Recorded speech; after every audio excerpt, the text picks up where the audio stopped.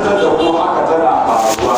To in Allah ya kaddara wa wasu daga cikin ku shiga cikin irin wannan jarrabawa, to su yi kokarin bin irin yadda Yusuf ya bi har ya kai karshe wajen cin wannan jarrabawa tasa.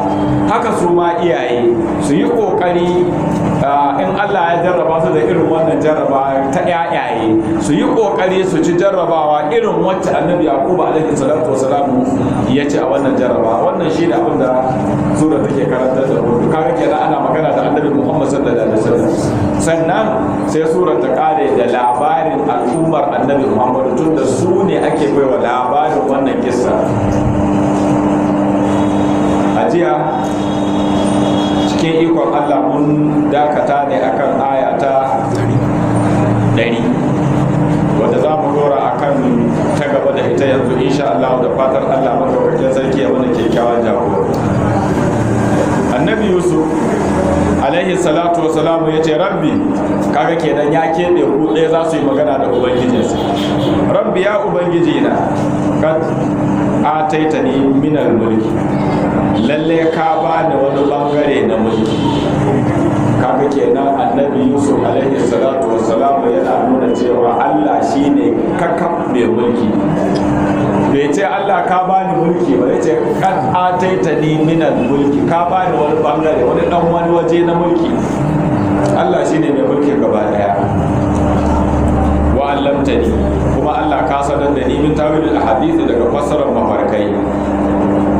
Fadir samawati, Allah kai ne ka kage halittar samai wal ardi da ƙasa. Anta wali, Allah kai ne majibincin al'amari na a duk inda nake. Ai mutawalli masalihi, kai kake rike da ainihin maslahohi na fi duniya wal akhirah, a nan duniya da kuma makoman mu lahira. Ya Allah, yanzu duk abin da ake nema na duniya Allah ka bani, kuma Allah na gode. Ashkuru bi ni'matillah, at-tahaddusu bi ni'matillah shukurun. Wato zantawa, ka zanta, ka zauna, ka yi taɗi da zuciyarka, ka faɗi irin ni'imomin da Allah ya maka, godiya ne. Gashi ya ce, Allah maɗaukakin sarki ka ni'imta ni na duniya, kuma ina roƙon tawaffani ka matar da ni musulman, ina mai miƙa wuya zuwa gare ka. Wa alhikni, kuma ubangiji ka riskar da ni bisalihi, na mutane na gargari, min aba'i, na iyayena. Bayan annabi Yusuf alaihi salatu wasalam ya yi wannan addu'a, fa asha ba'da zalika asbu'an, yan satattaki kawai annabi Yusuf yayi a bayan yayi wannan addu'a, kamar sati daya au aksara ko kuma sati biyu. Wa mata, lokacin da Allah ya karbi ransa, walahu 120 sana, a lokacin nan yana da shekara 120. Wata shahal misriyuna fi qabrihi, mutanen Masar wato kowannensu sai suka yi ta shaha, wannan ya ce ni a gidanmu za a binne shi, wannan su ce a unguwanmu za a binne shi, wannan ya ce a shiyarmu za a binne shi, wannan ya ce a lungunmu za a binne shi. Kowa yana buƙatar a ce kabarin annabi Yusuf yana unguwarsu ko yana gidansu. Kowa yana wa ɗan uwansa rowar inda za a sa kabarin. Faja'aluhu fi sundukin, sai suka sanya shi a cikin akwati min marmari, na katako. Fadufinuhu, sai suka binne shi fi a'lan naili, wato a wani tsibiri na Nil, wani tsibiri na kogin Nil. Lita ummar barkatu janibahu, saboda albarka ta cike sassan wannan kogi na Nil. Subhana man la inqida'a li mulkihi, sarki ya tabbata ga wanda babu karshe ga mulkin sa. Annabi Yusuf shi kan gashi mulkin sa ya kare. Sarki ya tabbata ga Allah wanda mulkin sa ba shi da karshe. Sannan yace, zalika min anba'il ghaibi nuhihi ilayk wa ma kunta ladayhim idh ajma'u amrahum wa hum yamkurun. Allah madaukakin sarki ya ce wa annabi Muhammad sallallahu alaihi wasallam, zalikal madhkur, wannan abu abin da kaji mun ambata min amri yusuf na al'amarin yusuf min amba'il ghaibi wato labarai ne wanda suke fakaitattu, labarai ne na ɓoye wanda babu wanda ya san su sai wanda ya yi su. Wanda zai lissafa maka su tiryan kamar haka sai dai wanda ya yi su. Ai akbara ma gaba labarai ne na abin da yake ɓoye anka daga gare ka ya Muhammadu, ya baka san shi ba in bayan da yanzu ka gaya maka shi ba. Wannan labarai ne na gaibi duhihi ilaika wanda muka yi wahayin su zuwa gare ka. Wa ma kunta ladaihim ai baka tare da su, ai da dai ikwatu yusuf baka tare da yan uwan yusuf iz ajma'u amrahu lokacin da suka hada shawara su fi kaidihi na ce su yi masa mummunan tantani. Ai azamu lokacin da suka yi shiri alaihi akan sa baka tare da su, wahum yankuru sun shirya makircin su a lokacin baka nan. Mu ne muka yi wahayi muka sanar da kai, ka je ka gaya waɗanda suka tambaye ka cewa ga yadda labarin yake. Ai lam tahdurhum baka halarce su ba, fata arifu qissatuhum balle ka san kissar su, fatukbiru biha balle ka ba wani labarin ta. Fa inna ma hasala laka ilmuha min jihatil wahyi, lallai ilimin wannan kissa ya samu ne gare ka ta hanyar wahayi. Allah ne ya yi wahayi ya aiko maka da shi. Kuma kana aksarar nasi, amma yawan mutane ba su kasance ba. Wama aksarun nasi wala harasta bin mu'minin wama tas'aluhum alaihi min ajr in huwa illa dhikrun lil alamin. Duk wannan kissa da ka karanta da za ka faɗa wa wadda Allah bai tarfa masa imani a cikin zuciyarsa ba, kuma aksarun nasu yawan mutane ba su kasance ba, walau harasta ko da kayi kwaɗayi ala imanin akan imanin su bi mu'mini ba za su yi imani ba. Ka ɗauki labarin tun daga farkon sura har ka kawo ƙarshe ka gaya sun tambaye ka gaya musu ga labarin Yusuf ba, to daga ƙarshe me ya kamata su yi? Su yarda kawai shi kenan su yi imani, ce lallai kai da ka san labarin Yusuf din nan tiryan kamar haka, to lallai ka cancanci a yi imani da abin da ka zo da shi. Amma yawan su ko da ka faɗa su yi haka su yi imani ba za su yi imani ba, in ji Allah za su yi imani ba. Madaukakin sarki ya ce wa ma tas'alum alaihi min ajr, kada ka ce su biya ka albashi a game da ba su wannan labari da kai, kar ka ce sai sun biya ka albashi. Ma tas'alum alaihi min ajr ba cewa za ka ce ku biya ni kudin albashin abin da na karantar da ku ba. In huwa shi wannan alqur'anin ba komai yake ba illa zikirun, shi dai wa'azi ne da adami daga talikai. To abin da aka kawo shi na gwamnati na talakawa ai ba ce ake cewa ku kawo kuɗi a baku ba, kayan Allah ne wanda ya saukar da shi don bayinsa, saboda haka a baiwa bayinsa ba tare da an nemi albashi ba.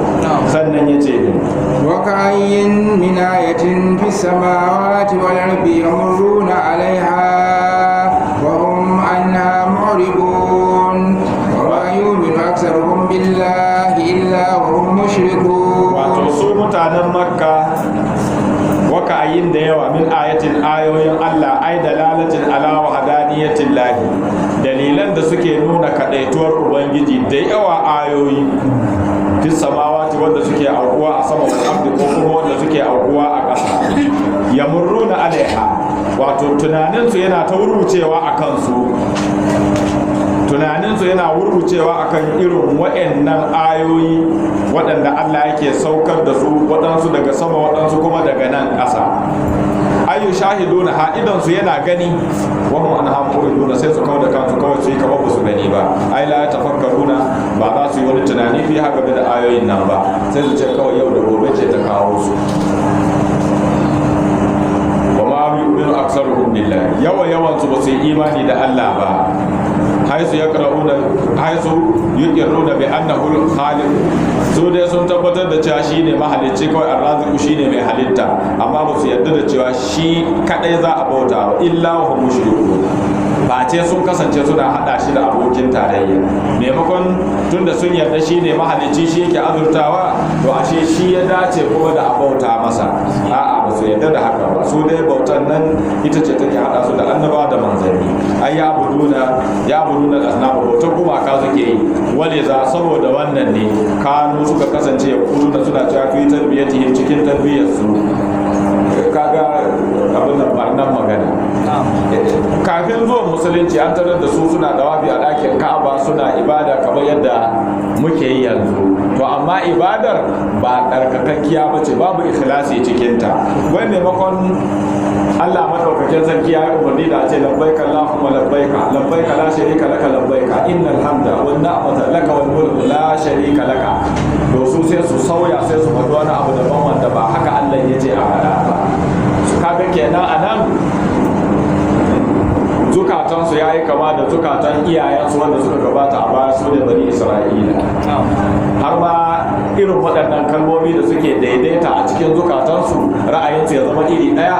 Allah madaukakin sarki yana tambaya a cikin alkur'ani cewar atawasau bihi, shin wasiya suke wa junansu akan irin waɗannan halaye? In waɗannan sun zo mutuwa su ce in mun mutu ku yi irin yadda muka yi. Atawasau bihi, wasiya suke da shi? Allah ya ce bal hum qaumun taghut, kawai dai su ne mutane ne kawai masu ɗagawa. Shi yasa duka zukatansu suka zama iri ɗaya. To nan sun faɗi irin abin da bani Isra'ila suka faɗa lokacin da Allah ta'ala ya ce in su wadkulul baba sujjada wa qulu hiddatun, aka ce ku shiga wannan kofar garin, in kun zo shiga ku sun koyar da kawunan ku kuma ku ce hiddatun Allahumma hud lana zunubana. Sai suka ce ba za mu ce hiddatun ne ba, hiddatun za mu ce. Wa wadda lallazina zalamu qawlan ghayra alladhi qila lahum, sai suka sauya maganar da aka gaya musu, suka faɗi wata daban. Maimakon su ce hiddatun suka ce hiddatun. To su ma nan maimakon talbiyar ga yadda muka yi ta yadda aka ce a yi, sai su ce labbaika Allahumma labbaika, kaman abin kirki. Labbaika la sharika laka illa sharikan. Kaji ba menene ya kawo illa sharikan huwa laka tamlikuhu wa ma malaka. Wai suna cewa mun ansa kiranka ya Allah, ba ka da wani abokin tarayya, sai dai abokin tarayyan nan naka wanda ka mallaki, tamliku wa ma malaka, ka mallake shi kuma ka mallaki abin da yake da shi. Kai ka mallaki gumakanmu, kuma gumakanmu suka mallake mu, kuma kai ka mallake mu, ka mallake gumakanmu. To menene na kawo waɗannan gumakan? Da kuma aka ce me na kawo gumakan, su suka ce a liyu qarribuna ila Allah zulfa. Su suka san Allah, su ne za su kai mu kusa da Allah matukar kusatarwa. To kaji bata duk yawan su mashirkai ne. afa aminu an tatiyahum ghashiyatun min azabillahi aw tatiyahum sa'atu baghtatan wa hum la yash'urun. Allah madaukakin sarki ya ce afa aminu, shi yanzu sun amince, sun yarda an tatiyahum ghashiyatun, wata azaba ta zo musu, ai nikmatun ta ga shahun, wata azaba ta sauka ta rufe min azabi, wani yanki na azaba ya rufe su min azabin lahi, au ta atiyahum sa'a, ko kuma sun yarda ranar alkiyama ta zo musu bagatatan, auke bagatatan, ba su da wani sani, wahum la yashuruna, ba su da sani lokacin zuwa bi waqti itiyani ha, ba su san lokacin zuwan ta ba kablu kafin nan. Kaga inda ba zo an ce in an yi kaza ba alama ce ta tashi alkiyama, in an yi kaza, to da an bar su haka kawai suna cikin nishadodin su, alkiyama ta zo musu barkatan, sun amince da haka. Allah ya ce ne qul hadhihi sabili ad'u ila Allah ala basirati ana wa man ittaba'ani wa subhanallah wa ma ana min al-mushrikin. Allah madaukakin sarki ya ce wa annabi Muhammad, kullahum ka ce musu hazihi, wannan sabili yadda kuka ji dinnan shine tafarki da, wa man ittaba'ani, kuma ita ce hanyar waɗanda suke biye da ni. Ad'u, ina kiran ku zuwa ga wannan hanya ala basirati, ad'u ila Allah, ina kiran ku zuwa ga Allah ala basirati, akan basira. Na ce muku in an yi kaza, an yi inda rabbakum Allahu alladhi khalaqa as-samawati wal arda, ya ayyuhan nasu rabbakum alladhi khalaqakum wal ladina min qablikum was-samaa bina'an wa anzala minas samaa'i ma'an fa akhraja bihi minat thamarati rizqan lakum. To yadda na kawo muku irin waɗannan abubuwa da Allah ya halitta dalla ala basirati, to haka nake akai, kuma al'umma ta ma akan haka suke, suna kira ne akan basira. Ba wai zuwa za a kira ka akan abin da baka sani ba, in ka tambayi dalili a ce a babu wani dalili, kawai ba wani dalili, ka zo ka bi kawai iko a'a, ala basirati. Duk abin da za a faɗa ma da addini za a kama shi ala basiratin, ana wajen da ba da ni da wanda suke biye da ni duk akan haka waje. Ai amana bi, waɗanda suka yi imani da ni. Adafun ala ana al-mubtada ko al-kabaru anhu bima qablahu wa subhanallahi. Sarki ya tabbata ga Allah, ai tanzihan lahu, sarki ya tabbata ga Allah adish shuraka'i, daga abokan tarayya. Wa ma ana minal mushrikin, ni dai bazan kasance cikin masu hada Allah da wani ba. Allah ya kiyaye. Wa ma arsalna min qablika illa rijalan yuha ilayhim min ahli al-qura afalam yasiru fil ardi fayanzuru kayfa kana aqibatu alladhina min qablihim wa ladaru al-akhirati khayrun lil ladhina taqaw afala ta'qilun. To a baya Annabi Yusuf alaihi salatu wassalamu, lokacin da babansa ya shigo cikin garin Masar, ya ce na yi wa Allah godiya da ya zo mun da ku daga ƙauye, ya zo mini da ku daga ƙauye. Sai muka ce Annabi Yaqubu ba ɗan ƙauye ba ne, domin duk annabawa da manzannin Allah babu ɗan ƙauye, babu. Duk mutanen alƙarya ne, wayayyun mutane. Nan Ubangiji madaukakin sarki sai ya bayyana mana da a wannan aya, yana cewa ne wa ma arsalna min qablika, ba aiko ba zuwa daga gabaninka ya Muhammad illa rijalan, duk mazaje muka aiko, ba mata a ciki. La unsa nabiyyan, tunda ake ba taba mace annabiya ba. Illa rijalan, mazaje ne, yuha ilaihim, kuma wahayi ake yi musu. La mala'ikatun, ba mala'iku bane, mutane ne. Wahayi ake yi wa musu min ahlil qura, kuma duk wani annabi ko manzo da kasani ya fito ne daga cikin mutanen alƙarya, ai al-amsar, cikin alƙaryoyi suka fito. Li'annahum, domin su mutanen alƙarya a alama, su ne suka fi ilimi, wa ahlama, kuma su suka fi kawaici. Yanzu ku duba, yayin da yara suka kirkiro a yanzu, wai idan yaro dan uwansu ya yi wani abu irin na 'yan ƙauye ko na wauta, sai a ce ka wannan jahili ne, wai jahili ne. To kaga kenan abun ba wai mu muka faɗa ba, kuma ba wai duka kusan duka daga ƙauye muka fito, amma abu ne wanda yake na haƙiƙa. Ko da a sallah ta farilla, makruhi ne talakan gari ya limanci sarki sai in sarkin ya yi izini. Makaruhi ne mutum ya zo kofar gidan wani ya yi masa limanci sai in mai gidan ne ya yi izini. Kuma makaruhi ne mai taimama ya yi wa masu alwala limanci. Kuma makaruhi ne mutumin ƙauye ya yi wa mutanen gari limanci. Mai littafin muktasar ya ce walau a alama minhum, ko da ya fi su ilimi.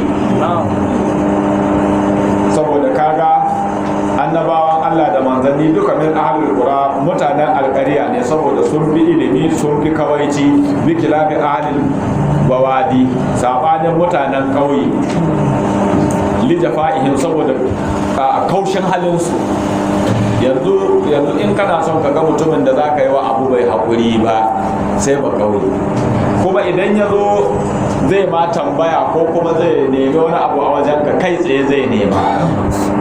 Anas bin Malikin, Allah ya ƙara masa yarda, ya ce muna son larabawan ƙauye su zo gaban manzon Allah da tambaya, domin muna jin daɗin irin tambayoyinsu, wanda mu ba za mu iya wa annabi irin wannan tambayar ba, amma muna jin daɗin don tambayar su kai tsaye suke yi. Ba nufi kai tsaye za a yi tambayar kawai. To kaga kenan ba mai da su baya aka yi ba, kowane mutum Allah ya halitta shi, ya halitta masa wajen zamansa, kuma ya halitta masa yadda rayuwarsa za ta gudana. Saboda haka ba an mai da su baya bane. Allah madaukakin sarki yana da aljanna daidai irin nasu da zai ba su dukkan masa biyayya. Wajen halihim da kuma jahilcinsu. Afalam yasiru, to shin mutanen Makka ko kuma kafiran duniya ba za su yi yawo rufin ardi a bayan ƙasa ba, yanzu su je su duba kaifa kana aqibatul lazina, su je su ga yaya ƙarshen wa'ancan ya kasance min qaulihin na gabanin su. Ai akira amrihim, su je su duba mana ƙarshen al'amarin su yadda ya kasance min halakihim daga halakar su, bi takzibihim rusuluhum, da suka ƙaryatar da manzannin su duba mana ya zama musu izina saboda su kasu karyata. Ba za su yawo su je su duba ba. Wala darul akhirah, wallahi gidan lahira khairun shine fiyayye akan gidan duniya, lil ladzina taqawla, ga wanda suke da tsoron Allah. Afala yaqiluna, to yanzu waɗannan mutane ba za su hankalta ba. Bil ya'i wat ta'i, yaqiluna aw taqiluna. In ya ce yaqiluna bil ya'i kenan su mutanen Makka, taqiluna kuma ana magana wannan ya'ul muqadamatul ghaib, waccan kuma ta'ul muqadamatul hadir. Haka masu malaman nahwu suka ce.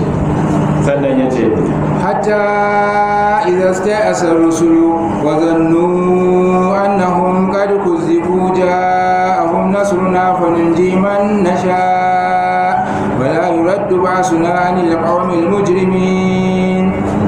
Allah madaukakin sarki yace hatta rayatul lima dalla alaihi wa ma arsalna, wato wannan matuƙa ce wanda ta kai inda Allah madaukakin sarki yace wa ma arsalna min qablika.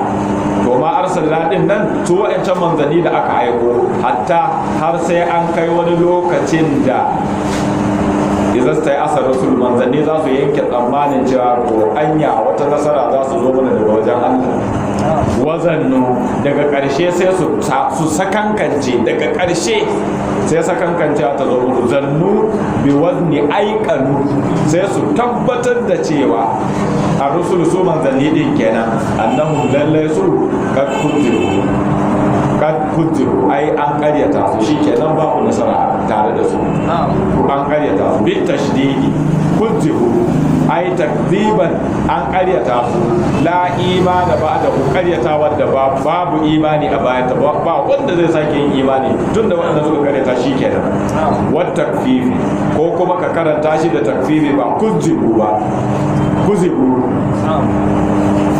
Ai zannal umamu, al'ummomin su yi zaton annar rusula, su manzannin nan ikhtalafu, sun saba da abin da aka aiko su da shi.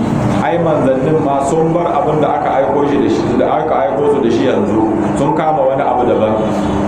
Mun fahimce shi ko? Ja'ahum rasuluna, Allah ce sai kowa ya shiga cikin taitayinsa, nan da nan kuma sai nasara ta zo masa. Nasara sai ta taho daga wajen Allah, ya zamanto kyakkyawan ƙarshe na ga masu tsoron Allah. Ja'ahum rasuluna, sai ce wani nanji man nasha'u, daga nan sai mu tseratar da wanda muke son tseratarwa.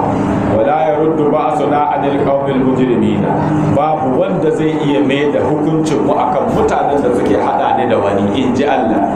Duk waɗanda suke hada wani da Allah, in hukunci ya sauka, to babu wanda zai iya kange musu wannan hukunci na Allah. Allah ya kiyaye.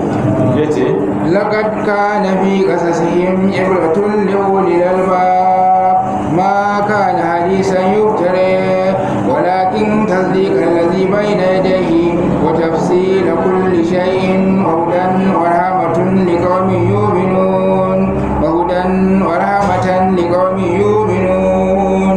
To sura za ta kare da kissar da aka soma a cikinta. Sun tambaye ka game da labarin Yusuf, to ga yadda labarin ya gudana. Shi wannan labari na annabi Yusuf, laqad kana fi qasasihim, hakika ya kasance cikin kissoshin ar-rusul manzanni, ko kuma shi Yusuf din da kansa. Ibratan akwai izina, akwai abin lura, liulil albab, waɗanda suke da hankula, ai ashabul uquli. Duk mai hankali idan ya karanta wannan sura lalle zai shiga taitayinsa. Ma kana hadal qur'an, wannan alqur'ani da muke muke karantawa bai kasance ba hadisan kirkira yuftara wanda aka kirkiro ta, ba kirkira ba ce wacce halitta suka kirkiro ta, walakin sai dai tasdiqan ladhi bayna yadayhi, shi littafin yana gaskata littattafan da suka zo gabaninsa. Malamai sun ce Allah ya saukar da al-kutubus samawiya guda 114. Annabi Ibrahim kawai littattafai 10 aka bashi, sun Ibrahim littafi 10 ne. To duk aka kanannade su aka ribambanya su sai aka bai da su littafi guda 4, at-taura da injila da zabura da al-qur'ani. Duk karatun waɗancan littattafai guda 114 suna cikin su. To shi ne yake nuna mana shi wannan alƙur'ani tasdiqan ladhi bayna yadayhi yana gaskata littattafan da suka zo gabaninsa, wa tafsila kulli shay'in, kuma shi wannan alƙur'ani yana fassara komi da komi ya hataju ilaihi fid dini. Duk abin da ake bukata da shi a cikin addini yana nan a cikin wannan alƙur'ani, saboda Allah madaukakin sarki ya ce ma faradna fil kitabi min shay'in, ba mu mance ba komi mun kawo shi yana nan cikin littafin. Ana samun mutanen da suke yi wa alƙur'ani karan tsaye, wai sai ka ji mutum ya takarkara ya miƙe sai ya ce ai tun daga bakar hannasi. To da ya faɗi wannan karka bar shi ya ƙarasa. In ya ce tun daga bakar hannasi sai ka ce babu tun daga bakar hannasi, duk abin da ka sani yana nan a ciki, sai dai in sanin ka bai zo kansa ba, amma babu a ciki. A ce babu wannan, babu shi a ciki wanda yake na rayuwar duniya. Abin da ka ga babu shi a cikin alƙur'ani to Allah bai halice shi ba. Saboda haka alƙur'ani babu a cikinsa, duk abin da Allah ya halitta yana ciki. Tafsilan li kulli shay'in wa hudan, kuma alƙur'anin nan shari'a ce, wa rahmatun, haka ne ko rahmatan, kuma shi alƙur'ani rahama ce da kaumin ga mutane yuminuna wanda suka yi imani da shi. Hasu an keɓance su masu imani bi zikiri da ambato anan an ce li kaumin yuminuna ko lintifa'ihim bihi, saboda su ne alqur'anin zai amfana duna ga irin sabanin wasu su. Wannan shine karshen surar Yusuf. Da fatar Allah madaukakin sarki ya sa mun ji kuma za mu bi. Allah ta'ala ya amfanar da mu da abin da muka ji a ciki. Sannan ya ce suratul ra'd madaniyatun wa hiya 44 aya.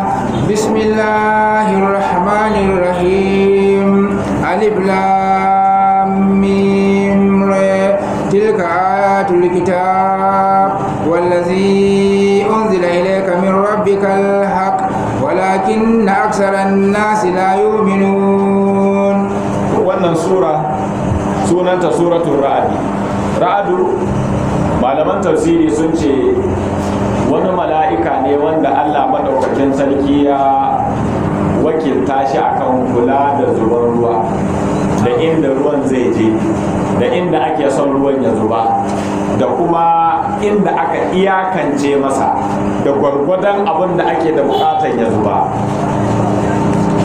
Wannan mala'ika malaman suka ce kamar makiyayi wanda yake kiwon tumaki ko awaki ko shanu ko raƙuma, haka yake kiwon ruwan, baya yarda ruwan ya ƙetare inda Allah yake son ya zuba, kuma baya yarda ruwan ya zuba fiye da abin da Allah yake bukata ya zuba. To idan makiyayi yana kiwon awaki ko tumaki sai ya ga sun nufi gonar wani, ya yake cewa tsawa zai musu, haka ne ko har ma sun san muryar mai su. To malaman suka ce sandarsa yake jefawa kamar yadda makiyayi zai jefa sanda don ya shawo kan dabbobinsa. To da ya jefa sandar ita ce kuke ganin walƙiya, daga nan kuma sai ya yi wa ainihin ruwan tsawa. Wani lokacin tsawar ta zo a hankali, wani lokacin kuma ta zo da ƙarfi. To sai aka sa wa sunan wannan mala'ika ar-ra'du, saboda za a ambata mana wani abu wanda ya shafi wannan a cikin suratul ra'd. yace makiyatun a makka ta sauka illa abinda bai sauka a makka ba wala yazalu alladhina kafaru al-aya yaqulu alladhina kafaru lasta mursalan al-aya aw madaniya ko kuma dai sura ta madina ce gaba ɗayanta illa walau anna qur'anan al-ayataini ko ayoyi guda biyu. To ayoyin da suke cikin surar salasan au arba'an au kamsan au sittan wa arba'una, ko dai ayoyi 46 a wata riwaya ko kuma ayoyi 45 a wata riwaya ko kuma ayoyi 44 ko ma dai aya 43. wannan su ne ainihin riwayoyin da suka kawo adadin ayoyin surar. Kuma surar ita ma kamar sauran surori yan uwanta ta soma da haruffan nan guda 19 waɗanda muka ce malaman tafsiri sun ce su ne alƙaluman alƙur'ani. Su ne bismillahir rahmanir rahim. Allah madaukakin sarki ce alif lam ra Allahu a'lamu bi muradihi bi zalika. Kawai kai tsaye Allah shine masanin abin da yake nufi da waɗannan haruffa guda uku. To amma daga ƙarshe dai kowane malami ya faɗi abin da yake gani, kamar Abdullahi ibn Abbas ya ce ana jawo hankulan masu sauraro ne domin abin da za a faɗa na gaban babban al'amari ne, kamar dai a cikin alkur'ani in an faɗi haka ana so a jawo hankulan mutane ne. Ala ya alamu man khalaqa wa latiful khabir. To ana so a jawo hankulan ku don ku gane cewa Allah ya san duk abin da ya halitta gaba daya. Wa huwa latifu shine mai kaifin sani al-khabiru, mai bada labarin ayyukan bayi. To nan da ya kawo waɗannan harufa guda uku ya jawo hankulan mu da cewa tilka biwazni haza, ba wa'ancan ba, wa'annan ayatul kitabi, ayoyin littafin alqur'ani shine na alqur'ani, wallazi unzila ilaika, wanda alqur'anin nan shine littafin da aka saukar maka ya Muhammadu. Wannan littafin ne rabbika, ya zo maka ne daga wajen ubangiji. Alhaqqu, kuma littafin nan gaskiya ne. Alhaqqu, wannan shine ma'auni da Allah ya sanya wa musulmi na al'ummar annabi Muhammad. Alhaqqu shine ma'aunin musulmi. Duk wani abu da ka sani na duniya, kowane irin abu mai kyau na ibada ne ko na mu'amala, idan ka ɗauko shi ka gama shi gaba ɗaya ka ƙare, sai ka ɗauke sai ka zuba shi cikin kwanan au, wato ma'aunin alhaƙu, sai ka ga ya saura, to aikin bai yi kyawu ba. Aikin bai yi kyawu ba. Ko kuma da ka gama aikin ka ɗauko ka zuba shi a cikin ma'aunin alhaƙu, sai ka ga ya yi lako-lako, to aikin bai yi kyawu ba. In dai aikin ya yi kyawu, yadda ka san tela ya gwada kai ɗinka maka riga, in ka sa yaya kif kamar an gwada, ai dama an gwada. To shine alhaƙu. Allah madaukakin sarki ya kira kansa alhaƙu, ya kira annabi Muhammadu alhaƙu, ya kira ranar tashi alkiyama alhaƙu, ya kira aljanna alhaƙu, ya kira wuta alhaƙu, ya kira siradi alhaƙu. Wannan shine ma'auni. Kuma alhaƙu, haƙu sunan nake ubangiji ne guda biyu, yana daga cikin asma'ullahi al'azam. Su aka ciro sai aka mai da su ma'auni a tsakanin al'ummar musulmi. Hayyun qayyumu, ha haƙu din sai ka cire ha hayyu, ka din sai ka ciro daga qayyumu, ka sai ya zama haƙu. Ina fata mun fahimci wannan. Ha sai ka cire hayyu, sai ka cire ha din, qayyum sai ka cire ka, in ka hada su zai zama haƙu. Wannan shine ma'aunin dukkan al'ummar musulmi gaba daya. Yanzu mutum abokinka ne ko dan uwa sai ya zo ya same ka da takarda ya ce ka mun murna, da Allah ka mun murna, banki kaza sun dauke ni aiki.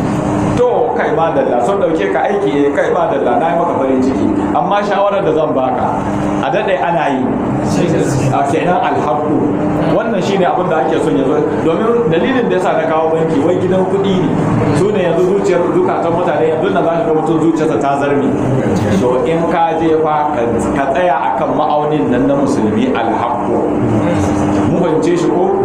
to wannan shine Allah madaukakin sarki yace wannan alqur'anin wanda ya saukar wa annabi Muhammad al-haqqu shine littafi na gaskiya la shakka fihi wanda babu wani kokonton abin da yake cikin sa walakin akthara nasu sai dai yawan mutane la yu'minuna ba sa ba da gaskiyar bi annahu cewa shi min indihi ta'ala wai daga wajen Allah ta'ala yake ba kowa yake yarda da haka sannan yace الله الذي رفع السماوات بغير عمد ترونها ثم استوى على العرش وسكر الشمس والقمر كل يجري لأجل مسمى يدبر الأمر يفصل الآيات لعلكم بلقاء ربكم توقنون.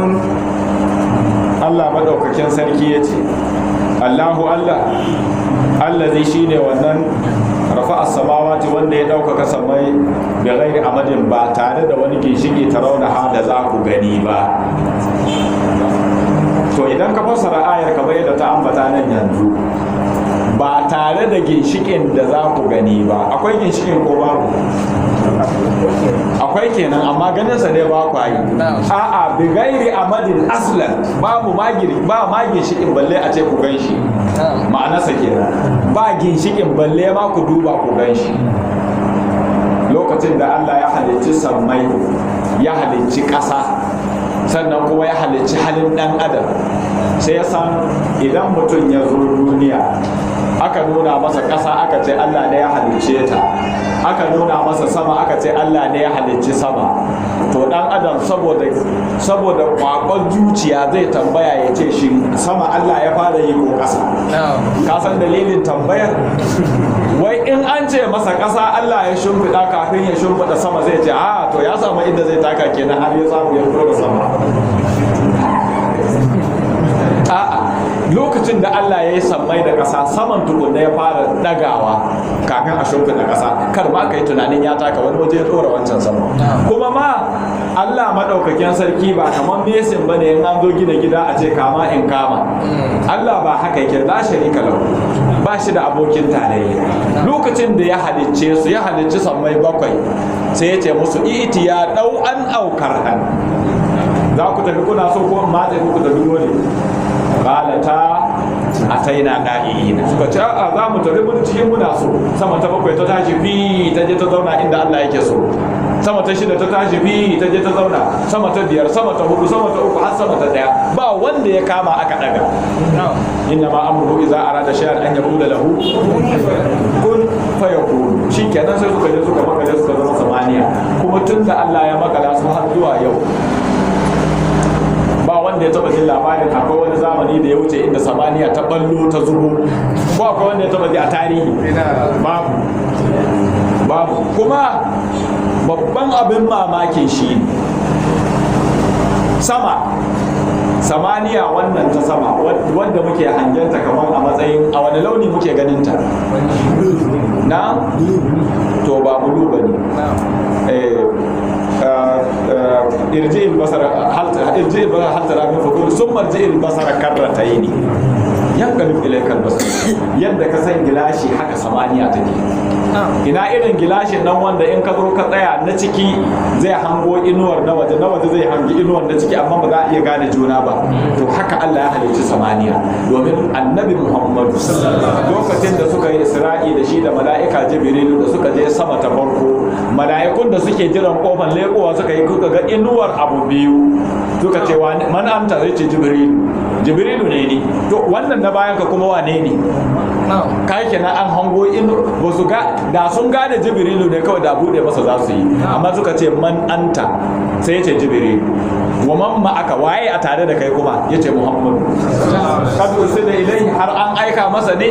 Kaga kenan dama suna da masaniyar za a aika masa, har an aika masa ya ce shi kenan sai aka bude maka kofa, in ji manzo Allah fafati halana, sai aka bude maka kofa sai muka shiga.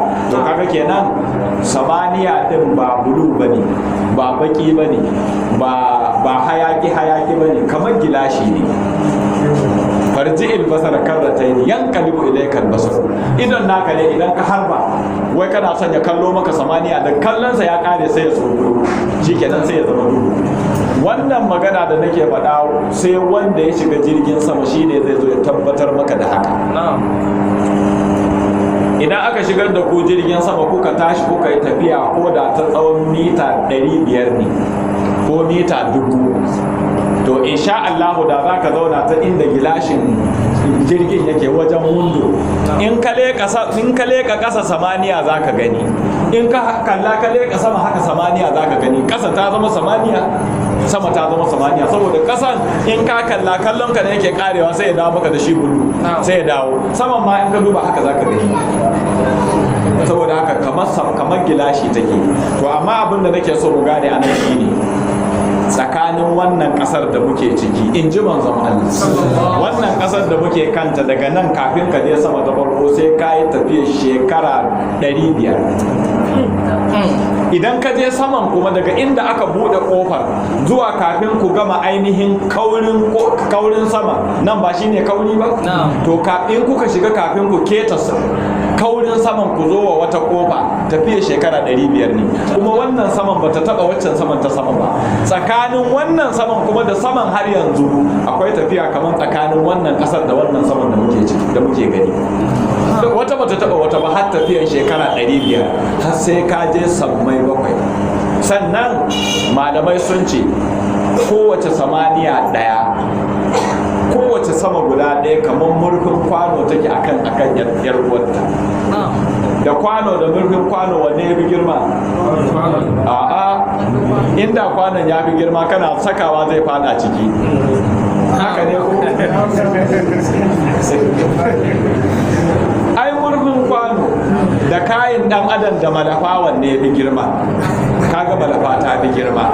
To kowace sama da za a sako da ita akan ta ƙasa da ita, yadda malafa take rufe kan dan adam haka saman za ta rufe ta ƙasa da ita har zuwa saman bakwai. Kowace ta fi yar uwarta, kowace ta fi yar uwarta har sama. Ranar da alkiyama ta tashi, Allah madaukakin sarki zai buɗe samaniyan nan gaba daya.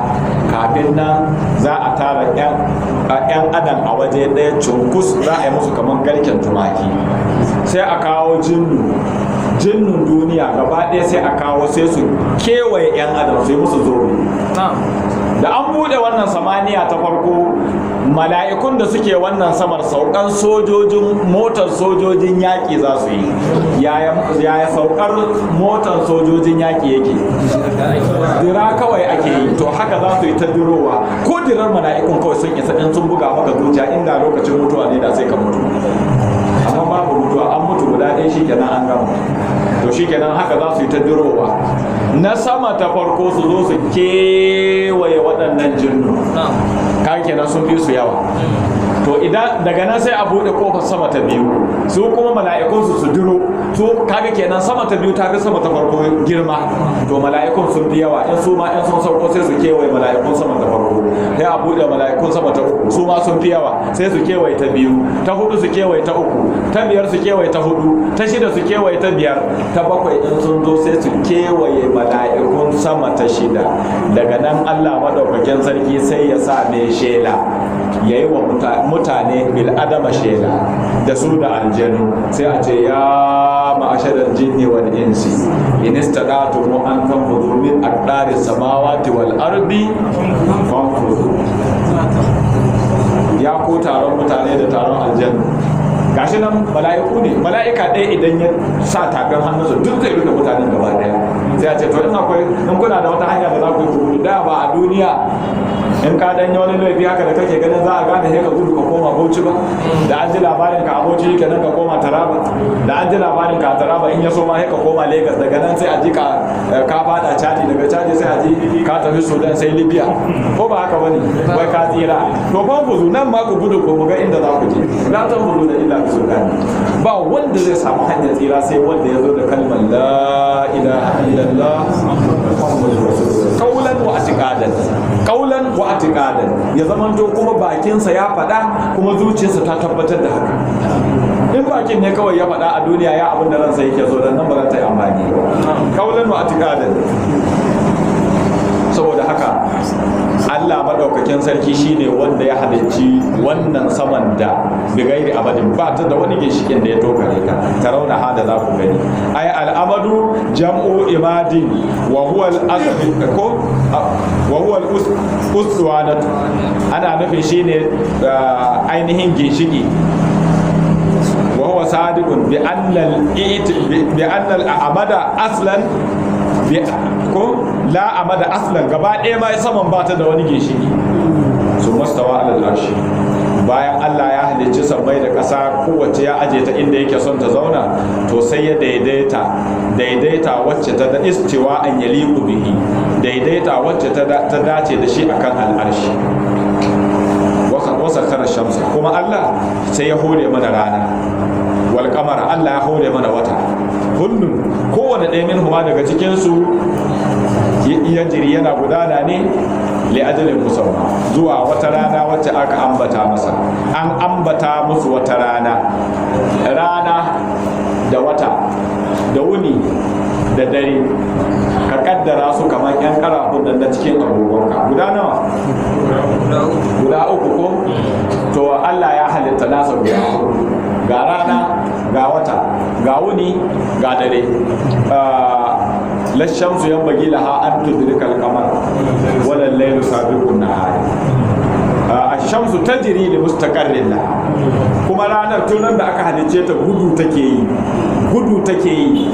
take har sai ta je in madakatarta ran da ta zo madakata to shikenan wato a ran nan sai ka kaddara shi kamar yan karafun ka na agogo wanda yana tafiya ket wanda yana tafiya ket wanda yana tafiya ket ran da ɗaya kama ɗaya yaya shikenan al'amari ya lalace agogo ya baci to ran da aka ce maka ga rana ga wata an hada su waje ɗaya to ranar alkiyama kenan ran da aka ce ga wuni ga dare an hada su waje daya ya dulubuhu hadisan kowanne yana neman dan uwansa da sauri wuni gaggawa yake samu ya je kama dare kafin ya zo daren ya tafi dare gaggawa yake zo ya kama wuni kafin ya zo wunin ya tafi wanda ya tura dan uwansa da haske wanda ya tura dan uwansa da duhu wanda haka suke zagayawa har sai ranar da suka haɗu suna haɗuwa shikenan an gama kowannen su yana gudana ne akan falaki kowanne yana gudana akan falaki ran da suka haɗu shikenan an gama ila ajalin musamman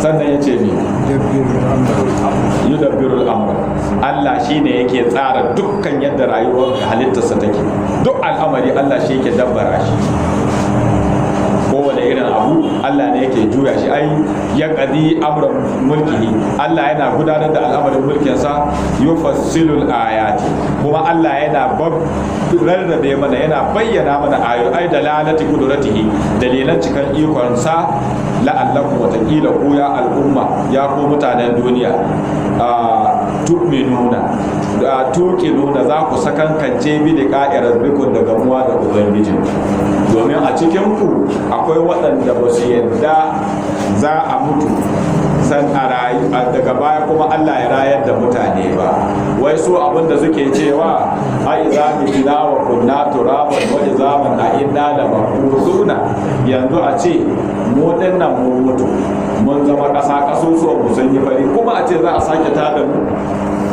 sannan Allah ya ce وهو الذي مد الأرض وجعل فيها رواسي وأنهارا ومن كل الثمرات جعل فيها زوجين اثنين يغشي الليل النهار إن في ذلك لآيات لقوم يتفكرون وهو الذي كما الله شيني ونن مد الأرض ود يشمت الأقصى وجعل خلق فيها wato ya sanya halitta a bayan ƙasa rawasiya kuma Allah ya sanya ainihin duwar watsi a bayan ƙasa din ai tsawabita abubuwan da za su ɗinke ƙasar domin duniyar lokacin da Allah ya halicce ta gaba ɗaya kamar tsibiri ne akan ruwa ya zo ya ɗora ta to da ya ɗora ta akan ruwa sai tana yawo sai ya ɗauko duwatsu sai ya ɗinke ta yadda za ta tsaya ɗif waje ɗaya inda ba don an ɗinke da duwatsu ba kana Taraba wata rana sai ku ganku a Yobe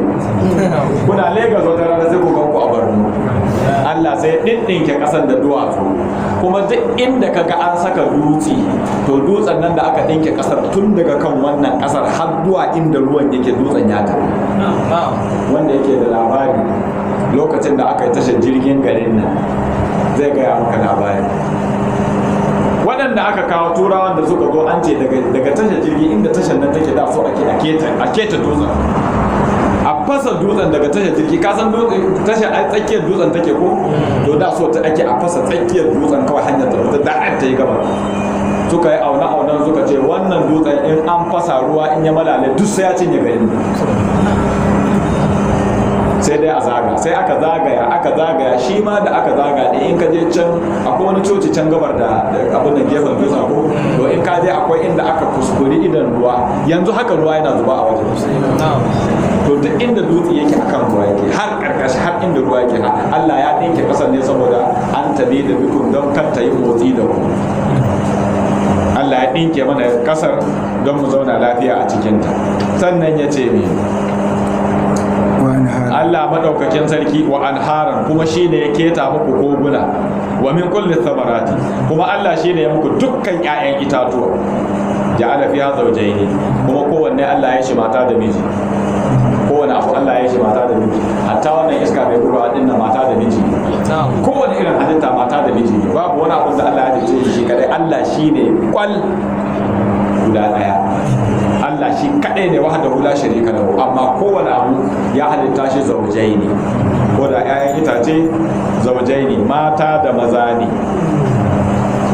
Min kulli nau'in, daga kowane nau'i. Yugushin lailan nahara, kuma dare yana rufe wuni yana zuwa haska dare. Inna fi zalika, lalle cikin wannan almazkur abin da muka ambata, la ayatin, wallahi akwai ayoyi dalalatin ala wahdaniyati Allah ta'ala, a bisa kadaituwar Allah ta'ala, ala kulli shay'in bi ayatihi tadullu ala annahu wahid. Komi in ka duba akwai ayar Allah wacce za ta karanta da kai ta Allah nan makadaici. Yanzu kaga inda zaka gane ta Allah makadaici ne, kowane abu akwai aya. Mutum da a ce zai haifi 'ya'ya kamar 10 ko fiye da 10, tamburin kawai sai ya bayyana maka cikar ikon Allah. Duk 'ya'yanka gaba ɗaya babu wanda tamburin ɗinsa zai kama da naka, ko akwai? Babu. Duk garin nan kowa ya je in ya ɗora yatsarsa ba wanda nasa zai kama da wani, ko akwai?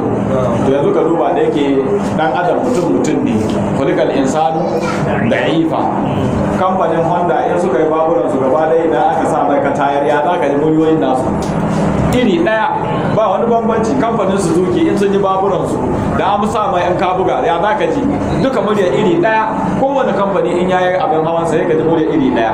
Amma yanzu nan din nan inda muke zaune a masallacin nan, duk wanda ya magana za ka ji muryarsa daban da ta zama masa. Sadullu ala annahu wahid, wannan yake nuna mana Allah makadaici ne. Sannan ya ce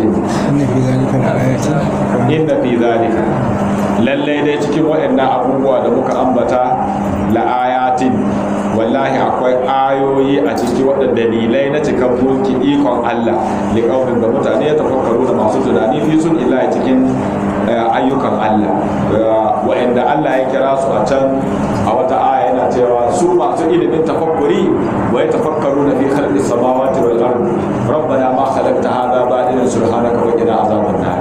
Su kullun tunanin su cikin abubuwan da Allah ya yi, su kalli sama, su kalli ƙasa, su kalli gabar da yamma, su kalli halittar mutum, su kalli bishiya, su kalli dabba, duk abin da Allah ya halitta su kare ilimin su cikin kallon wannan abin. Sannan ya ce muna da وفي الأرض إناء متجاورات وجنات من عناب وزرع ونخيل صنوان وغير صنوان تسقى بماء واحد ونفضل بعضها على بعض في الكل إن في ذلك لآيات لقوم يعقلون. وفي الأرض kuma ku duba bayan ƙasa wannan wanda Allah ya shimfiɗa gidaun, za ka ga wasu ɓangarori, ai biqa'un muktalifatun, ɓangarori ne mabambanta, nan kusa in Allah ya yarda idan ka tafi ɓaure insha Allah idan ka kalli gabar da ɓaure za ka ga duk gaba ɗaya gonakin nasu laka ne ta uni bakin kirin duk gaba ɗaya, amma da ka hauro in ka haura cikin garin, in ka tafi cikin garin gaba ɗaya kuma jigawa ne. Ya ɗaurin mutajawira, wato ɓangarori daban-daban mutajawira to kuma suna haɗe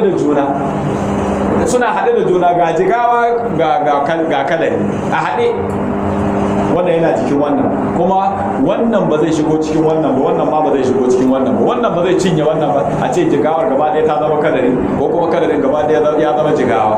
Kowanne yana nan yadda Allah ya halitta shi. Ku duba cikar ikon Allah. Ya dawo yanki ne daban-daban, mutajawiratun suna manne da juna, mutalasiqatun suna manne da juna.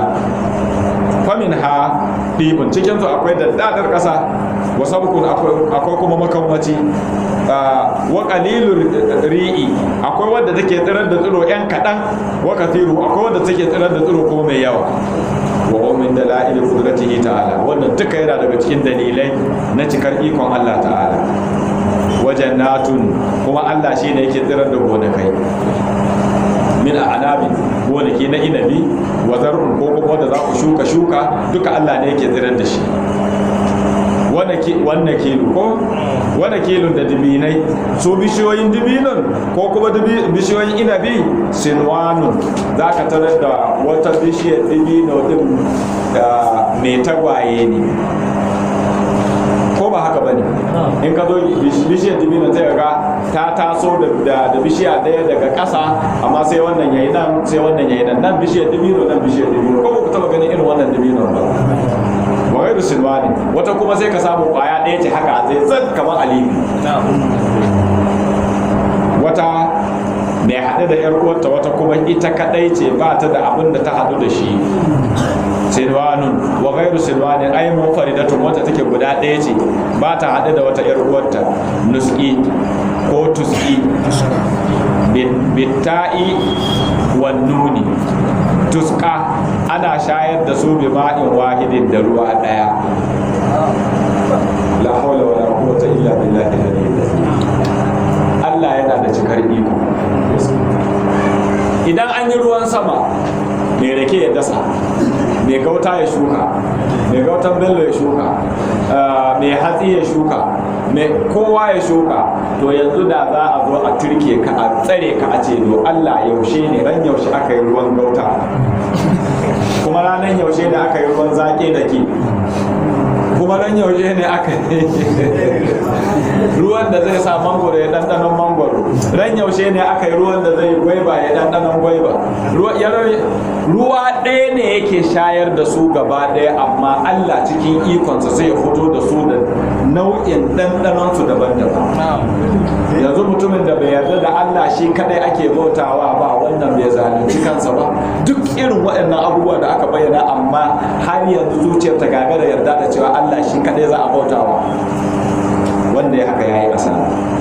Ma'in wahidin, a shayar da shi da ruwa guda ɗaya.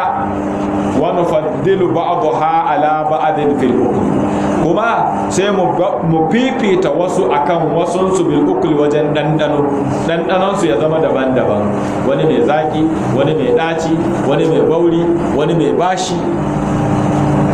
Haka ne ko?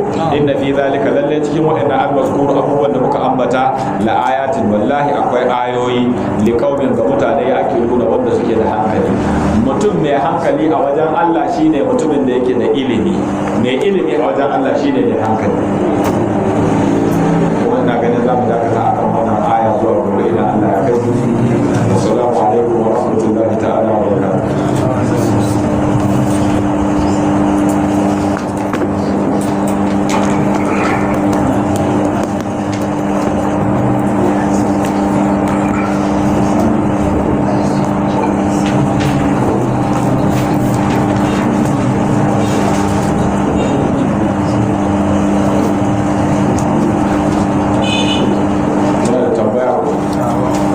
masallaci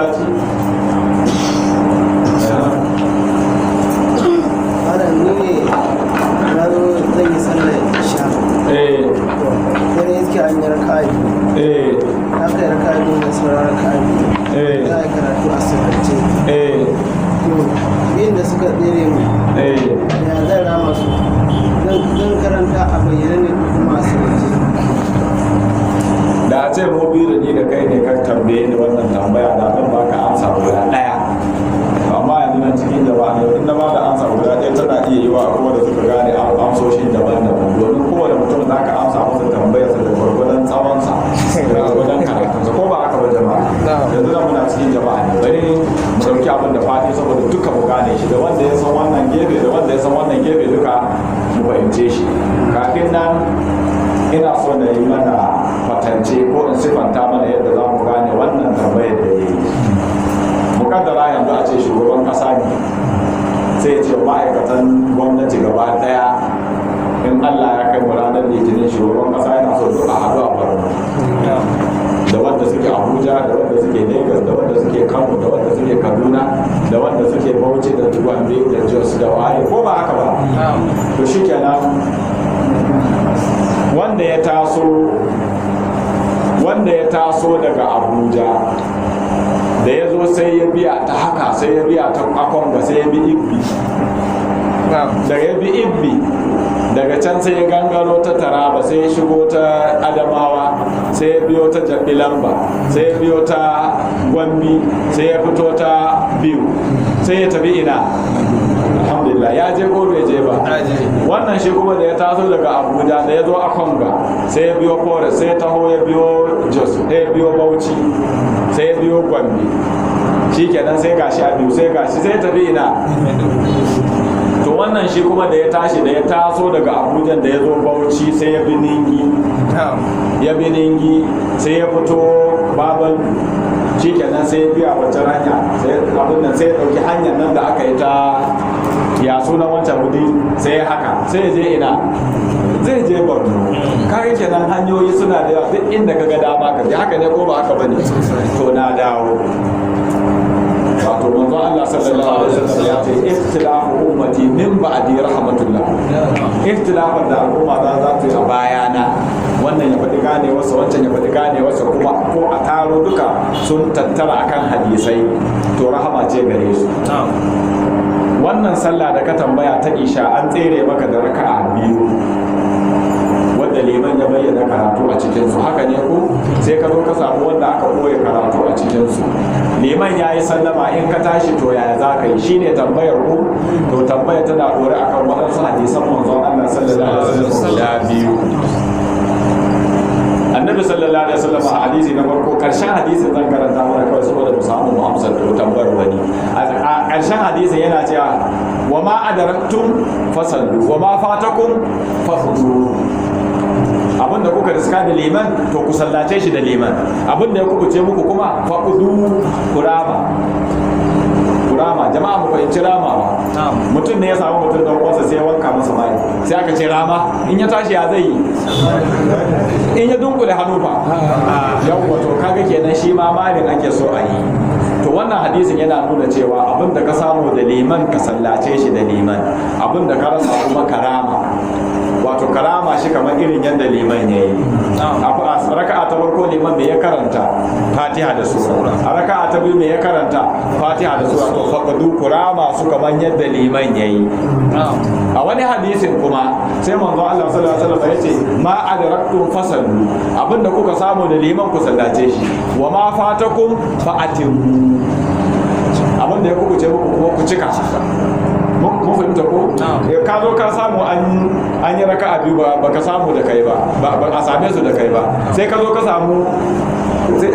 samu biyun ƙarshe, to a timmu gaba za ka yi ko baya? Gaba za ka yi, cikatawa aka ce kai, sai ka yi gaba kawai. A gaban ne da me ake karantawa? Fatiha kadai. Shi kenan sai ka karanta Fatiha sai ka yi ya kai sallama.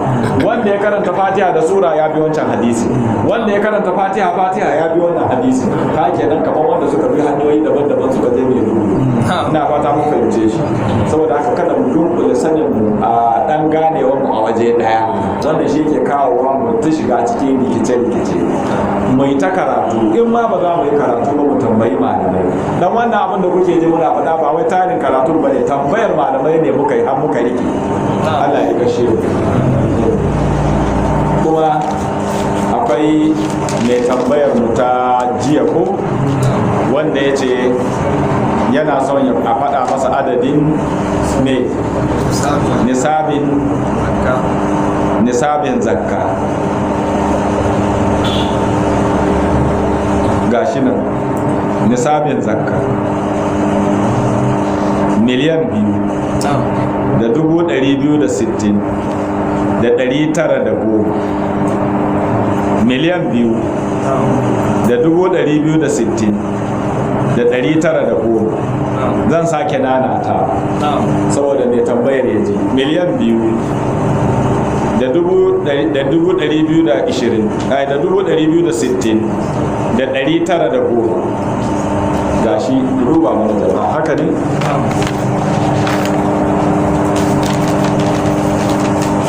miliyan 2 da 260 da 910 haka ne. miliyan 2 da 26,000 miliyan 2 da 26,000 da 900 da naira 10. to shi kenan to ga shi ku gyara da shi yasa nace allu. Nawa ne sadaki? Sadaki nawa ne?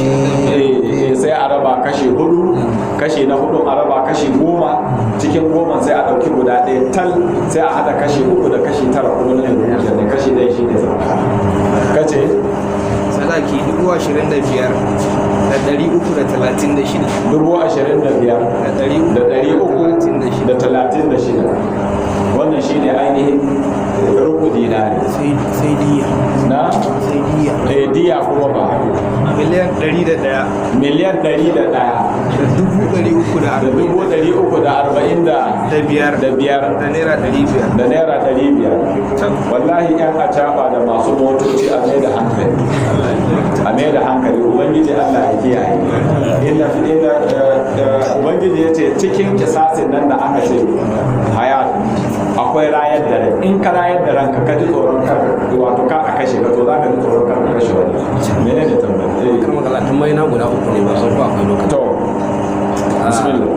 Na farko suran da ta gabata an ce shi Bilyaminu dan uwan Annabi Yusuf an sa masa kwano a cikin awunsa. To malam banji shin an ba shi hakuri ne akan an masa ƙarfi ko ya ne a can? Alhamdulillah. Jama'a kun ji tambayar da yayi kwanan da aka saka a cikin buhun Bilyaminu ko? To mun fassara wannan tambayar a cikin karatu watakila ko tunani da ya kai kansa na ce a saka kwanan a cikin buhun Bilyamin wahayi ne daga wajen mala'ika Jibril. Na ce to kun ga anan babu zancen a ce an masa kage saboda Allah ne ya shirya abin kuma ce haka za a yi. Kawai kenan tunda Allah ne ya hukunta akwai magana a lokacin ma sai da zai tambaya kamar haka. Allah ne ya hukunta ai haka saboda ai na ce da ba sura gaba ɗaya tana karantar da mu yadda rayuwar mu za ta kasance. Yanzu kaga kamar misali idan muka ɗauki kamar yadda masu drama suke yi ko wani musulmi ne amma wani a karantar da mutane sai ya fito a matsayin arni.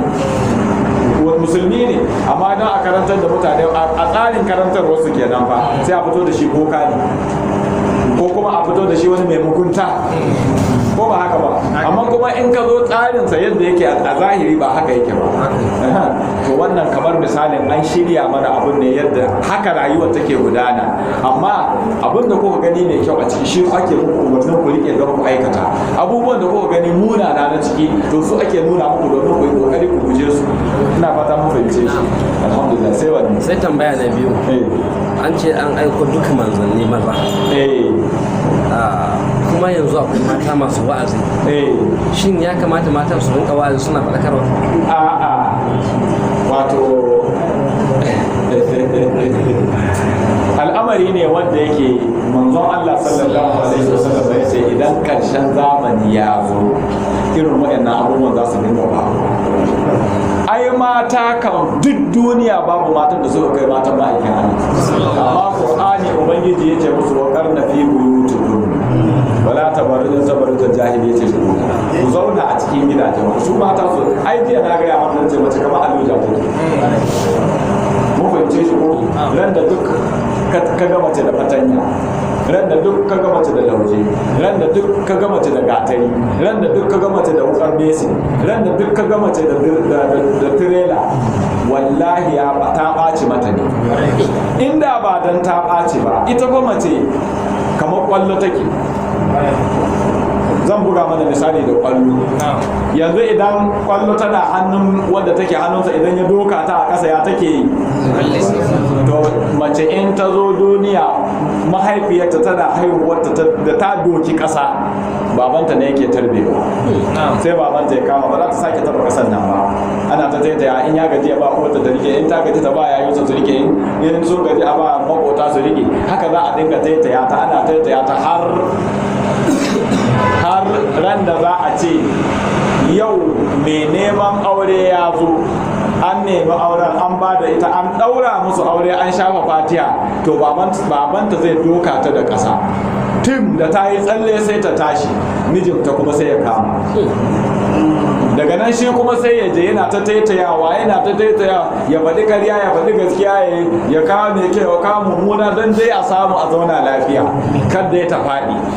To daga ƙarshe can idan aka haifi 'ya'ya 5, 6, 7, 8, 10, 12, kafin nan na ƙasa sun taso, baban ya so magajiya, sai ya sake kwala ta da ƙasa shi ma.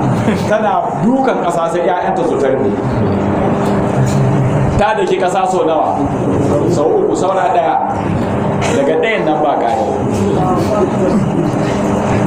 Ran da ta kubuce a hannun 'ya'yanta ta doki ƙasa, to sai baka, daga nan kuma sai hanyar batu. Shikenan an gama. Malamai suka ce sun fassara hadisin manzon Allah sallallahu alaihi wasallam inda yace lil mar'ati satarani, mace tana da mabuya guda biyu, az-zawju wal qabr. Gidan mijinta da kabarinta nan ne wajen boye ta. Ai kudi suna da wajen boye su, to haka mace tana da inda ake boye ta, gidan miji da kabari. Malamai sun ce fitan mace na hakika guda 3 ne, duk sauran larura ne. Hakikatan abin da yake fitowa da mace abu 3 ne. Daga wannan fita 3 ba hakika, sai dai larura. In an duba larura, in ta dace da addini ta fita, in bata dace ba kuma ta zauna a gidanta. Malaman suka ce na farko ta fito daga cikin mahaifiyarta ta zo duniya. Ta fito? To shi kenan, wannan hakika dole ne sai ta fita. To ana nan tana gidan babanta, sai ran da kuma aka ɗaura mata aure da miji, za su zauna a gidansu, za a fito da ita. Ana fitowa da ita shi kenan a kai ta gidan miji. To ta yi fita 2, saura 1. Daga ɗayan nan ba ƙari. Ran da aka fito da ita daga gidan mijinta kuma sai makabarta, shi kenan an gama. Duk sauran fitan larura ce. To shi kenan mata sai su ce to shi kenan suka an kulle su a gida kenan. Haka Allah ya ce a yi. Domin a duniya mace ba ta da gida, a lahira ma mace ba ta da gida. A duniya mace ba ta da gida, a lahira ma ba ta da gida. Gidan mijinta za ta zauna a duniya, kuma a lahira ma gidan mijinta za a kai ta. In sun yi aiki iri ɗaya a kai su tare, in kuma ba su yi aiki iri ɗaya ba, to shi kenan sai in ita ne ta yi aikin aljanna sai a kai shi inda za a kai shi, ita kuma sai a sa ta aljanna mijinta. Sai ka ce to wanda ba ta yi aure ba, ko ba haka bane? Ka manta nan mun ce ubangiji ya halicci komai zaujaini. Ai kowane abu mata da miji ne, yin auren ne Allah bai kaddara musu anan ba. To dole in ta je lahiran dai gidan wannan mijin da aka halicce ta da zaujainin can za ta je. Wa min ayatihi an khalaqa lakum min anfusikum. Duk matar da ka gani a duniya da jikin wani namiji aka yi ta. Babu matar da ta zo duniya haka kawai singalalin ta ita kadai, da jikin namiji aka yi ta. Saboda haka da lokacin da yake da akwai sauran kunya, mace ko da ta samu kuɗi ta gina gida, ba za ta taɓa yadda a ce gidanta ne wannan ba za ta taɓa yadda a ce gidanta ne ba. Ta fi tinkaho in an tambaye ta a ce wannan gidan ta ce gidan mijina ne, ta faɗa daga ɗaya gidan mijina ne, ko da ita ta gina gidan da kuɗinta ba za ta yadda ta ce gidanta ba. Lokacin akwai kunya, amma yanzu abubuwa duk sun tafi. Ina fata mun fahimci wannan. Saboda haka mata ba wai kada su yi karatu ba, su yi karatu, amma su karantarwar su kawai tarbiyyantar da 'ya'ya ne, shine aikin su. Tarbiyyantar da 'ya'ya, su tarbiyyantar da 'ya'ya, iyaye kuma su yi wa'azi. Wannan shine tsarin musulunci. Sai a ce to yaya aka samu mata da suka yi karatu a baya har suka yi kaza, har ma akwai macen da ta rubuta tafsiri irin wannan tafsirin da muke karanta. Wallahi akwai tafsirin mace, ita ce mace ce ta rubuta. saboda haka kaga ashe sun yi karatu ko ba su yi ba, sun fita sun yi wa'azi. almar'atu auratun fahadisu fil buyuti, almar'atu kulluha auratun ma adal wajha wal kaffayn. Mace gaba ɗayanta al'aura ce in dai ba fuskarta da takan hannunta ba. Ku duba ko a sallah ba a dora musu su bayyana karatu ba. Ko akwai wani littafi da muka karanta na fiqh wanda yace mata in sun zo sallah za su koya karatu da daddare kuma su bayyana, in ma sun bayyana inda ake koyewa ko in sun koya a inda ake bayyana su yi kafi ko ba dai akwai babu. Hatta iqama ma an ce in sun yi babu laifi, in kuma ba su yi ba su laifi. Saboda haka laisa zakaru kalmunsa bature ne ko in ce ba yahude ne da ya zo yake son ya kifar da kawunan mu. Wai sai ce anything man can do, wai woman can do, bai ma tsaya a woman can do ba sai ce better, ba zai taɓa yi wa laisa zakaru kalmunsa. Ba ran da za a ce namiji ya zama daidai da mace, babu rana. Wannan shi ne. Wacce ce ta uku? Sai ta uku malam mutum walƙiyan nan da kace. Mala'ika yana tarbuwa da sandarsa. Shin za ka ji an ce wai araduwa ta faru? Menene araduwa? Arra'adu. Ka fahimta? Wato gashi a cikin kalmar Hausa duk abin da kuka ji an ce masa larabci ne. Duk abin da za ka kira shi da to larabci ne. Albishir, alkaki, alkalami, aljanna, aljihu, aljani, duk abin da zaka ce larabci shine ar-ra'adu, araduwa. Ra'adu din shine aka dauko sunansa sai aka gyara sai aka yanzu kamar helma wane ne helma? Wai headman. Da aka dauko sai aka gyara headman sai ya zama helma. Saboda haka ra'adu din shine aka ɗauko sunansa sai aka gyara shi sai ya zama Hausa. Karfin tsawon da yake faɗi aka abu ya karye kuma wani abu ne yake jifan walƙiyar ne, jifan abin da zai walƙiyar ne, amma yana kashe wani abu ya baya so kashe akan abu mai rai. Wallahu alam, ana faɗan haka. Wannan wani abu ne na gani yau da kullum kawai, amma ba wani abu ne wanda yake a rubuce ba. Yau a gani gobe a gani ne ya sa mutane suke faɗa haka, ce baya faruwa a ƙasa aka nan sai aka wani abu.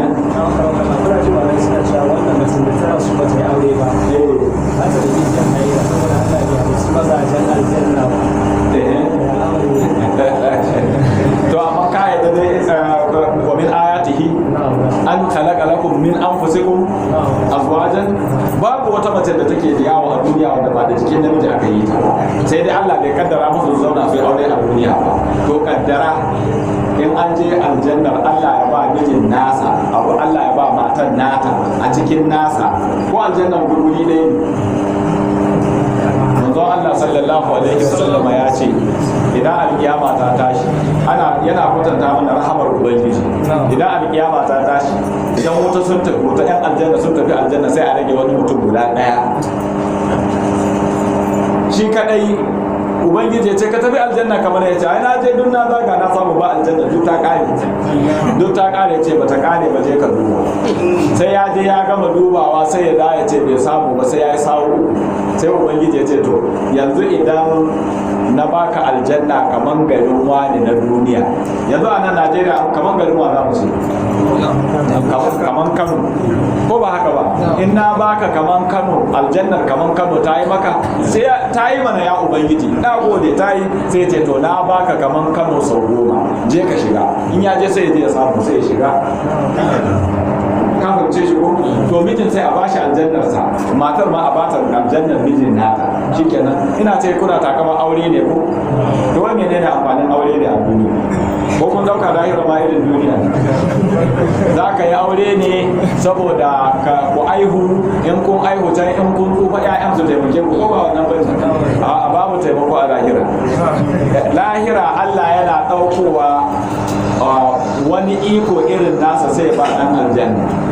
Ubangiji a duniya an ce mana inna ma amruhu idza arada shay'an kun fa yakunu, zai ce sai abin ya zama, ko ba haka bane?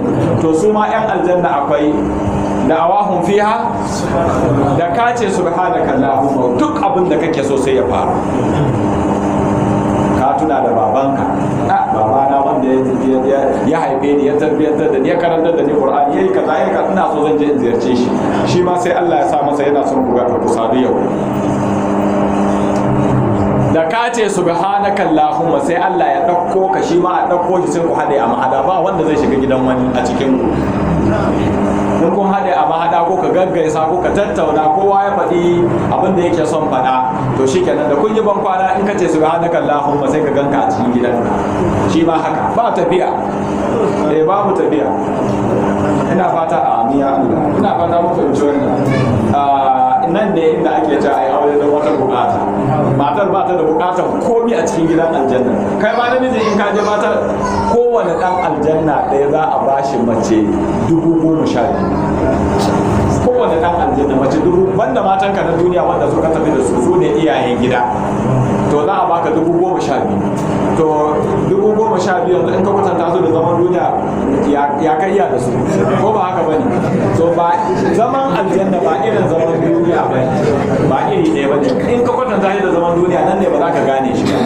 ba iri ɗaya bane cikin aljanna ma'aikin Allah sallallahu alaihi wasallam ya ce fi ma ainun ra'at ido bai taba gani ba wala udun sami'at kunne bai taba ji ba wa ma kadara ala qalbi basharin bai taba shigowa cikin tunanin dan adam ba shine abin da Allah ya tada mana a cikin gidan aljanna Allah ya sa ina fara muna ganin saboda karbu da mutane kuma karanta daidai a cikin littafin Allah ta'ala ya ba mu da wannan ko kusure da karanta ko fasara ko bayani saboda karancin ilimi Allah ya fi iyayen mu da malaman mu karantar da wani da Allah mu sakamako na gari Allah ta'ala ya gadar mana magadan mu a cikin zuriyoyin mu a cikin wannan tafarki da aka bar mu a cikin sa Allah ta'ala ya gadar mana da magadan mu a cikin zuriyoyin mu Allah ta'ala ya zauna mu da kasar mu lafiya Allah ya kara mu da lafiya musulmi maza da mata yara da manya masa da marasa lafiya Allah ka ba su lafiya lokacin Allah ka ba su lafiya wanda suke ci a musu addu'a cikin lamuran su Allah kowa Allah ya biya musu bukatun ta alheri Allah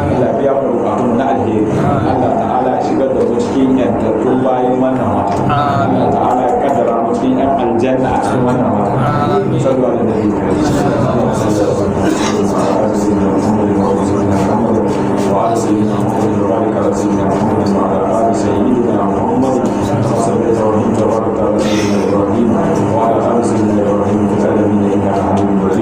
اللهم اني اسالك بأنك وسيدي ومولاي وسيلتي ورجائي اسالك بحرمة الشهر الحرام والبلد الحرام والمشهر الحرام وقبل بك الاسلام وانت لنا من الخير ما لا يعلم انه الا انت وتصرف عنا من السوء ما لا يعلم انه الا انت اللهم اغفر لي ولوالدي وارحمهم وارحم ربياني صغيرا وللمسلمين والمسلمات والمؤمنين والمؤمنات الاحياء منهم والاموات اللهم ربنا اتنا في الدنيا حسنه وفي الاخره حسنه وقنا عذاب النار اللهم تقبل منا انك انت السميع العليم سبحان ربك رب العزه عما يصفون وسلام على المرسلين الحمد لله